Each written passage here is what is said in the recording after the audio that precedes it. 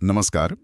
आज हम खिलजी वंश के शासन और उनकी नीतियों को थोड़ा खंगाल रहे हैं। हाँ, हमारे पास एक लेख है, खिलजी वंश, शासन और नीतियां। उसी के कुछ हिस्सों से हम मेन पॉइंट्स निकालने की कोशिश करेंगे। तो कहानी शुरू होती है 1290 से जलालुद्दीन खिलजी के साथ। इन्होंने वंश की नींव रखी थी। किलोखरी महल में उनका राज्याभिषेक हुआ था। और डॉक्टर A.L. श्रीवास्तव कहते हैं कि वो दिल्ली के पहले तुर्क सुल्तान थे जो एक तरह की उदार निरंकुशता में मानते थे। अच्छा, उदार भी और निरंकुश भी, दिलचस्प है। हाँ, उन्होंने ही अलाउद्दीन को अमीर तुजुक का पद दिया था। और बेटी की शादी भी उसी से की थी। बिल्कुल। फिर जब अलाउद्दीन ने मलिक छज्जू के विद्रोह को दबाने में मदद की तो इनाम में कारा मानिकपुर की सूबेदारी मिल गई। यहीं से उसका कद बढ़ना शुरू हुआ। हाँ, और फिर अलाउद्दीन तो जलालुद्दीन से एकदम अलग निकले। बहुत महत्वाकांक्षी, बहुत कठोर। सही। पहले क्या किया कि धर्म को राज्य के कंट्रोल में ले आए। मतलब उलेमा वर्ग का दखल खत्म कर दिया। हाँ बिल्कुल, उनको सियासत से दूर रखा और खुद को कहलवाया यामिनुल खिलाफत नासिरी अमीरुल मोमिनीन। बाप रे, ये तो बहुत भारी भरकम उपाधि है। मतलब क्या है इसका? सीधा मतलब है खलीफा का दाहिना हाथ, मोमिनों का नेता। एक तरह से ऐलान था कि भाई सल्तनत में सुल्तान ही सबसे ऊपर है। समझ गया। मतलब धर्मगुरु नहीं, सुल्तान की चलेगी। और महत्वाकांक्षा की बात करें तो वो सिकंदर सानी वाली उपाधि। हाँ, दूसरा सिकंदर। उसे अपने सिक्कों पर भी खुदवाया था। लगता है दुनिया जीतने का इरादा था। बिल्कुल। और उसके लिए चाहिए थी एक तगड़ी सेना। उनके एक सेनापति थे जफर खां। हाँ, सुना है उनके बारे में। असली नाम मलिक यूसुफ हिजबरुद्दीन था। मंगोलों से लड़ते हुए मारे गए वो। लेकिन उनकी बहादुरी ऐसी थी कि मंगोल इतने डर गए कि वो कहते 30 कोस पीछे हट गए। सच में 30 कोस? हाँ, और सालों तक फिर दिल्ली की तरफ देखने की हिम्मत नहीं हुई उनकी। ये बहुत बड़ी बात थी। मतलब उत्तर पश्चिम सीमा काफी हद तक सुरक्षित हो गई थी। 1306 तक कहते हैं रावी नदी बॉर्डर बन गई थी एक तरह से। सही। अंदरूनी तौर पर भी तो उन्होंने काफी सख्ती दिखाई। चित्तौड़ वाला किस्सा तो बहुत मशहूर है। हाँ, राणा रतन सिंह की हार और फिर रानी पद्मिनी का जौहर। मलिक मोहम्मद जायसी ने तो खैर बहुत बाद में 1540 में पद्मावत लिखी इसी पर। हाँ, वो कहानी तो बाद की है, लेकिन अलाउद्दीन ने सल्तनत पर पकड़ बनाने के लिए और भी बहुत कुछ किया था। शुरू में विद्रोह हुए थे ना? हाँ, हुए थे। तो उससे वो चौकन्ने हो गए। हाँ। और फिर उन्होंने फटाफट 4 बड़े फरमान जारी किए। 4 फरमान? अच्छा। हाँ। क्या थे वो? पहला तो ये कि अमीरों और असरदान लोगों को जो तोहफे, पेंशन या दान में जमीनें मिली थी ना, हाँ, वो सब वापस ले ली। मिल्क, वक्फ, सब, ताकि उनकी पैसे वाली ताकत कम हो। ओके, ये तो सीधी चोट थी अमीरों पर। दूसरा, एक जबरदस्त जासूसी सिस्टम बनाया, गुप्तचर विभाग, ताकि हर छोटी बड़ी खबर सुल्तान तक पहुंचे। अच्छा, मतलब इंटेलिजेंस नेटवर्क। तीसरा, शराब, भांग जैसे नशे और जुए पर पाबंदी लगा दी, शायद समाज को कंट्रोल करने के लिए। और चौथा ये कि अमीरों के आपस में मिलने जुलने और शादियां करने पर रोक लगा दी, ताकि वो गुट न बना सकें सुल्तान के खिलाफ। बिल्कुल। ये चारों फरमान सीधे सीधे अमीरों की ताकत कम करने और सुल्तान की ताकत बढ़ाने वाले थे। ये तो साफ दिख रहा है कि सत्ता पूरी तरह अपने हाथ में रखना चाहते थे। हाँ, और इसी से जुड़ा है उनका रेवेन्यू सिस्टम। अलाउद्दीन पहले सुल्तान थे जिन्होंने जमीन को नपवाकर, मतलब मसाहत के आधार पर लगान तय किया। नपवाकर? अच्छा, ये नया था। हाँ, और लगान कितना? सीधा उपज का 50%। 50%? आधा हिस्सा? हाँ, आधा। खराज कहते थे इसे। ये उस जमाने के हिसाब से बहुत भारी टैक्स था। बहुत ज्यादा। इसे वसूलते कैसे थे? उसके लिए एक नया डिपार्टमेंट बनाया, दीवाने मुस्तखराज।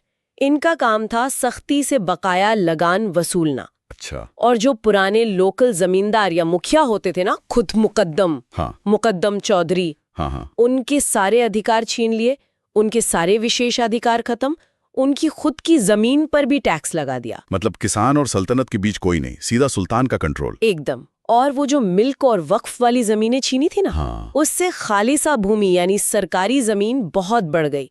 मकसद साफ था, ज्यादा से ज्यादा पैसा और पावर सुल्तान के हाथ में।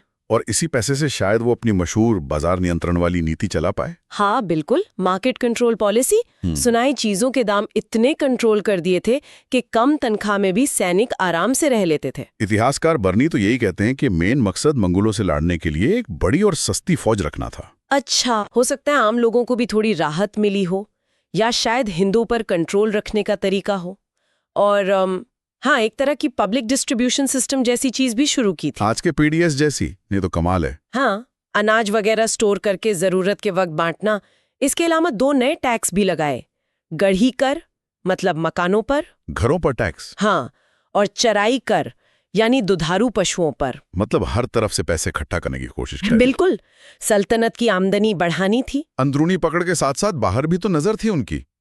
देवगिरी पर दोबारा हमला क्यों किया था? देवगिरी के राजा थे रामचंद्र देव, 1296 में हार गए थे और टैक्स देने को मान गए थे। पर कुछ साल बाद उन्होंने टैक्स देना बंद कर दिया, तो 1307 में अलाउद्दीन ने मलिक काफूर को भेजा। मलिक काफूर? हाँ, ये नाम तो बहुत आता है। हाँ। रामचंद्र देव फिर हार गए, लेकिन मजे की बात यह है कि अलाउद्दीन ने उन्हें सजा नहीं दी। फिर क्या किया? बल्कि उन्हें राय रायन की उपाधि दी, सोना दिया, नवसारी का जिला दिया और इज्जत से वापस भेज दिया। अरे, ऐसा क्यों? शायद वो दक्षिण में एक वफादार साथी चाहते थे, बजाय एक दुश्मन के। हो सकता है। और यही मलिक काफूर 1000 दिनारी कहलाता है ना? हाँ, कहते हैं गुजरात जीतने के बाद उसे 1000 दिनार में खरीदा गया था। ये अलाउद्दीन का सबसे भरोसेमंद सेनापति बना फिर। तो अलाउद्दीन के बाद क्या हुआ? ये इतना मजबूत सिस्टम, ये कंट्रोल, क्या ये टिक पाया? नहीं, बिल्कुल नहीं। अलाउद्दीन की मौत के बाद खिलजी वंश बहुत तेजी से खत्म हो गया। ऐसा क्यों? उनके बेटे थे मुबारक खिलजी, उन्होंने तो हद ही कर दी, खुद को ही खलीफा घोषित कर दिया। खुद को खलीफा? हाँ, अल इमाम, खिलाफतुल्लाह जैसी उपाधियां ले ली, मतलब पूरा सिस्टम ही पलट दिया। फिर आए नसरुद्दीन खुसरो शाह। वो पहले हिंदू थे, बाद में मुसलमान बने थे। उन्होंने उपाधि ली पैगंबर का सेनापति। अच्छा। लेकिन उनके जो विरोधी थे उन्होंने उनको इस्लाम का दुश्मन कहना शुरू कर दिया और उनके खिलाफ हो गए। जल्दी उनका भी खात्मा हो गया। तो मतलब अलाउद्दीन के जाते ही सब बिखर गया? हाँ, बहुत तेजी से। तो हमने देखा कि जलालुद्दीन ने शुरुआत की, अलाउद्दीन ने पावर को बिल्कुल टॉप पर पहुंचाया। जबरदस्त फौज, एकदम नए तरह के एडमिनिस्ट्रेटिव और इकोनॉमिक सुधार, खासकर जमीन, टैक्स और बाजार को लेकर। हाँ, क्रांतिकारी थे वो सुधार। लेकिन ऐसा लगता है कि सब कुछ एक ही आदमी की पकड़ पर टिका था। उनके जाते ही ताश के पत्तों की तरह ढह गया। तो इन सब का निचोड़ क्या समझें? देखिए, अलाउद्दीन ने जिस तरह से राज्य की ताकत और रिसोर्सेज को सेंट्रलाइज किया, वो पहले कभी नहीं हुआ था। उनके सुधार, चाहे वो रेवेन्यू हो, आर्मी हो या बाजार, वो अपने वक्त से बहुत आगे थे। लेकिन उनको लागू करने के जो तरीके थे वो बहुत कठोर थे, निरंकुश थे। उन्होंने सल्तनत की मशीनरी को तो मजबूत बनाया, पर शायद उसकी नींव उतनी मजबूत नहीं छोड़ी। तो आखिर में एक सवाल मन में आता है, क्या? कि अलाउद्दीन की ये जो कठोर नीतियां थीं, क्या वो उस वक्त की जरूरत थी? मतलब लगातार विद्रोह हो रहे थे, मंगोलों का खतरा था। क्या सल्तनत बचाने के लिए ये सब जरूरी था? या ये सिर्फ उनकी अपनी बेहिसाब महत्वाकांक्षा थी, सारी ताकत अपने हाथ में रखने की चाहत? ये सवाल जरूर सोचने पर मजबूर करता है। शक्ति का इस्तेमाल और शासन का असली मतलब क्या है ना?